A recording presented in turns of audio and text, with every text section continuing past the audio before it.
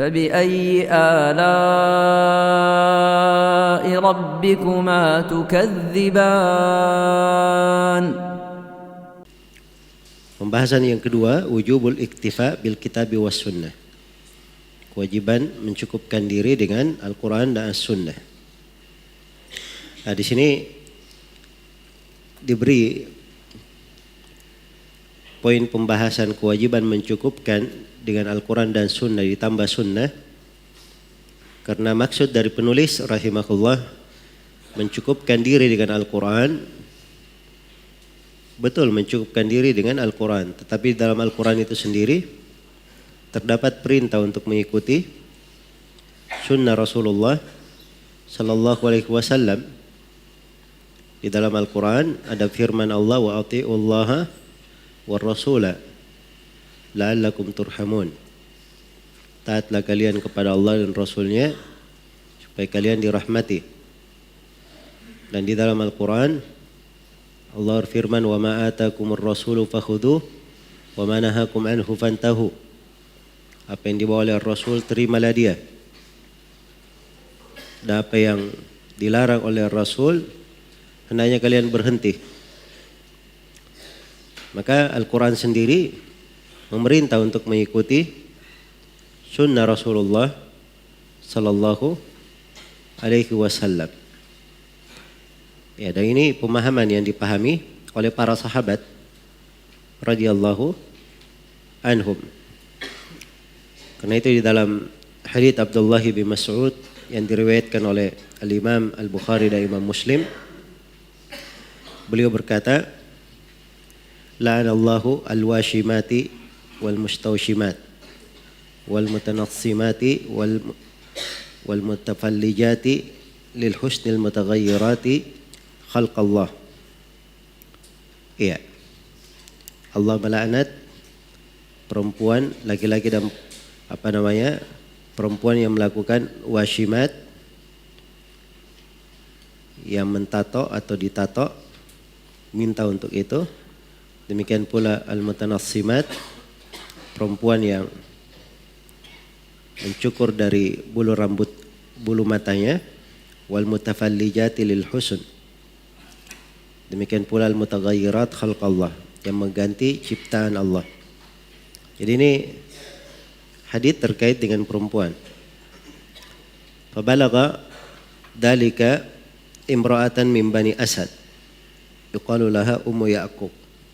Maka ini hadits begitu diucapkan oleh Ibnu Mas'ud, hadits ini sampai kepada seorang perempuan yang bernama Ummu Ya'qub atau dipanggil dengan Ummu Ya'qub. Dia dari Bani Asad. Maka perempuan ini pun berkata kepada Ibnu Mas'ud, telah sampai kepada saya bahwa engkau melaknat begini dan begini. Maka Ibnu Mas'ud berkata, bagaimana saya tidak melaknat? Siapa yang dilaknat oleh Rasulullah Sallallahu Alaihi Wasallam? Iya, dan itu ada di dalam Al-Quran. Maka perempuan ini berkata, laqad qara'tu bainal lawhaini fama wajadtu fihi ma taqul. Kata perempuan ini, saya sudah baca di dua ujung Al-Quran, maksudnya dari awal sampai akhir saya sudah baca, dan saya tidak dapatkan itu dalam Al-Quran. Ini hadits Nabi, menurut perempuan ini dia sudah baca Al-Quran dari awal sampai akhir, dia tidak dapatkan itu. Kata Ibnu Mas'ud, la in kunti qara'tihi laqad wajadtihi. Kalau memang kamu benar Al-Quran, baca Al-Quran itu, maka engkau pasti ketemukan dalam Al-Quran. Ama qara'ti wa ma atakumur rasulu fakhudhu wa ma nahakum anhu fantahu. Tidakkah kamu baca firman Allah, apa yang dibawa oleh Rasul terimalah dia, dan apa yang dilarang oleh Rasul hendaknya kalian berhenti? Qalat bala, perempuan ini berkata benar, ada dalam Al-Quran. Maka Ibnu Mas'ud berkata, fa innahu qad naha anhu. Sungguhnya Rasulullah sallallahu alaihi wasallam telah melarang dari hal tersebut. Iya. Maka ini kedudukan di dalam sunnah, menjelaskan bahwa sunnah Nabi itu adalah bagian dari mengikuti Al-Quran. Ya, seorang mengikuti sunnah itu artinya dia mengikuti Al-Quran. Demikian pula mengikuti ucapan para sahabat radhiyallahu anhum. Karena di dalam Al-Quran sendiri ada penegasan untuk hal tersebut. Iya. Disebutkan tentang jalan yang lurus bagi siapa yang mengikuti jalannya para sahabat. Sebagaimana di surah Taubah ayat 100, Allah Subhanahu wa taala berfirman, "Was-sabiquna al-awwaluna minal muhajirin wal ansar walladzina ittaba'uuhum bi ihsan radhiyallahu anhum wa radu an wa a'adda lahum jannatin tajri tahtaha al-anharu khalidina fiha abada dzalikal fawzul 'adzim."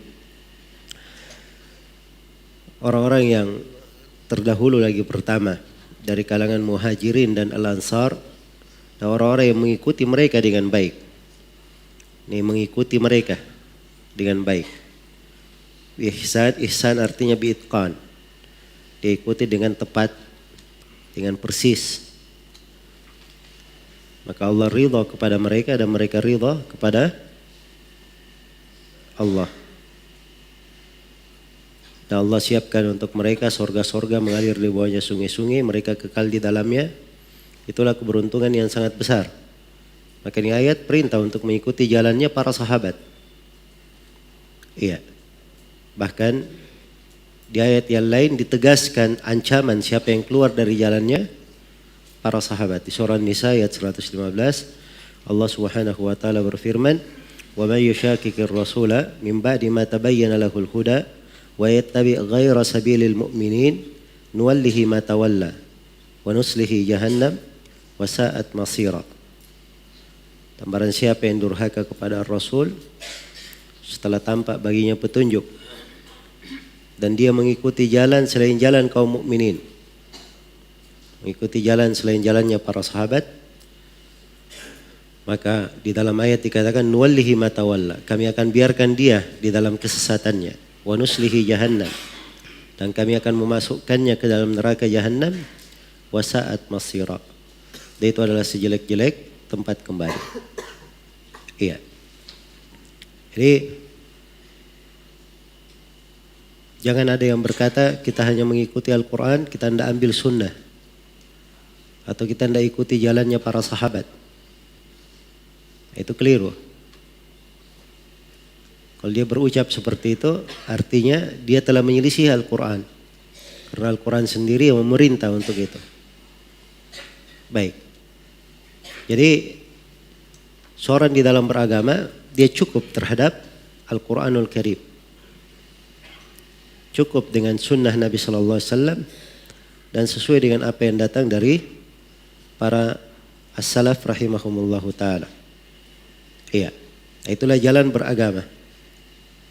Itulah jalan Islam. Itulah jalan Islam. Apabila dia sudah cukup dengan itu, maka telah sempurna baginya. Telah sempurna baginya. Tidak ada lagi yang kurang. Segala perkaranya telah dicukupi.